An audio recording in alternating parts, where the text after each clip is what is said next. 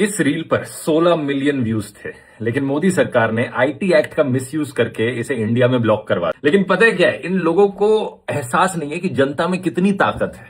अब उन्हें जरा एहसास दिलाते हैं। मैं इस रील को दोबारा अपलोड करता हूं और इस बार इतना शेयर करना कि 30 मिलियन व्यूज क्रॉस हो जाए और डाउनलोड करके व्हाट्सएप पर हर जगह फैला दो। और अगर ये सब इसी तरीके से चलता रहा तो जल्दी आपको इंडियन करेंसी में महात्मा गांधी की जगह प्रधानमंत्री जी की फोटो दिखने वाली है। इस सरकार ने तो योजनाएं काफी शुरू करी हुई है, बट काफी सारी योजनाएं ऐसी हैं जिनका सिर्फ नाम चेंज हुआ है। और इस वीडियो में हम वही बात करने वाले हैं कि कौन कौन सी योजनाएं जो इस सरकार ने स्टार्ट करी है वो पहले से ही चलती आ रही है। बस ये सरकार क्रेडिट लेने का काम ज्यादा करती है और स्कीम बिल्ड करने का काम कम। साल 2005 में यूपीए सरकार ने नरेगा स्टार्ट किया था, जिसे महात्मा गांधी को ऑनर करने के लिए साल 2009 में महात्मा गांधी नरेगा नाम दे दिया गया था। अब इस सरकार ने क्या किया है, 2025 में इसका नाम चेंज करके वीबीजी रामजी रखने वाली है। यही नहीं, 28 अगस्त 2014 को प्रधानमंत्री जनधन योजना स्टार्ट करी गई थी, जिसमें जिन भी परिवारों के बैंक अकाउंट्स नहीं थे उनको जीरो बैलेंस पे बैंक अकाउंट ओपन करने का स्कीम लाया गया था। और उस टाइम प्रधानमंत्री का इतना ज्यादा इन्फ्लुएंस था कि एक ही दिन में 1.5 करोड़ से ज्यादा बैंक अकाउंट ओपन हुए थे। अब सुनने में तो ये अच्छा लगता है कि बहुत अच्छी स्कीम लाई जिससे कि बैंक अकाउंट ओपन किया जा सके। आज के टाइम पे जो हमारा डिजिटल पेमेंट है वो